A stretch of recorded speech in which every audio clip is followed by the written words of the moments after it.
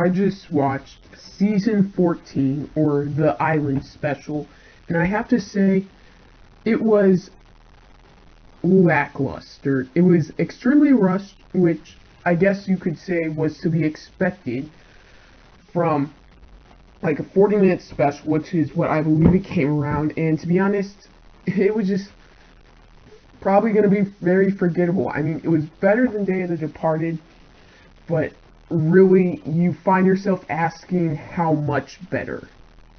I mean, it was slightly entertaining, but everything just seemed way too convenient, and there was some stuff in it that was just like, yeah, this was wasted potential. So, I'm going to start off with what I thought was good about it. The ninja designs and the animation was really good. That's all I really can say I thought was really good about it. I liked the jungle dragon. And yeah, that's about it. Now on to what I disliked and what I think was mediocre and what brings it down. So one, to start off with, it in no way really connected too much with the sets. While some sets did connect, it's always annoying when you get a set and it doesn't. For example, the set The Keeper's Village. I don't know what they were doing there. I mean, you can't even say that was in the thing. I did not see any structure remotely like that. Like, nothing remotely like that.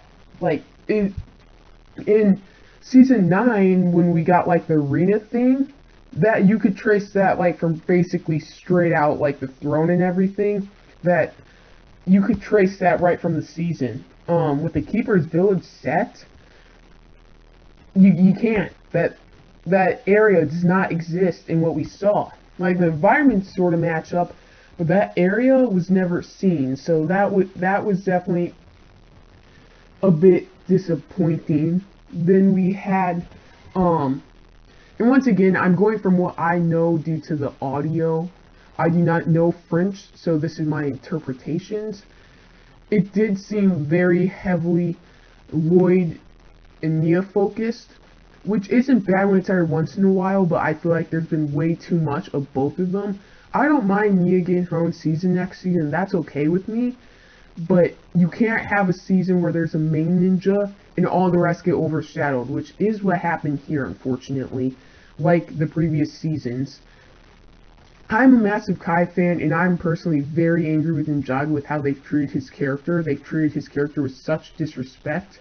This season, they did not fix anything. Once again, I could not hear how they had him talk, but there was very little Kai screen time. Same with Cole, especially since they dedicated it to Cole's voice actor.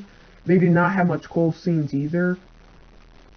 Jay had a bit more than those two, but not that much, which I feel like he should have had a bit more, especially considering the majority of the plot revolves around him, if you can call it a plot.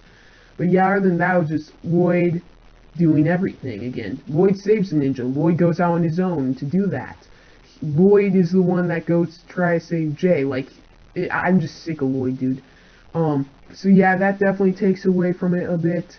I also felt like just everything was too fast. It's like they get on the island, they get captured, they get freed, Jay goes out, like, Jay's offered up as a sacrifice, but then, like, they immediately get him back. Like, honestly, I think it would have been much cooler for there to be an actual sea serpent. And yeah, that's right, there's not an actual sea serpent.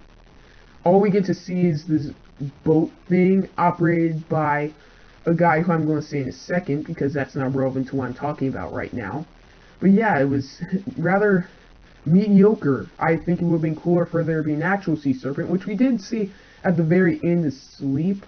But once again, I think it would have been cooler for Jay actually be offered as a sacrifice and for Jay to somehow escape the last minute, and that anchored it. But I did not like how they went with this.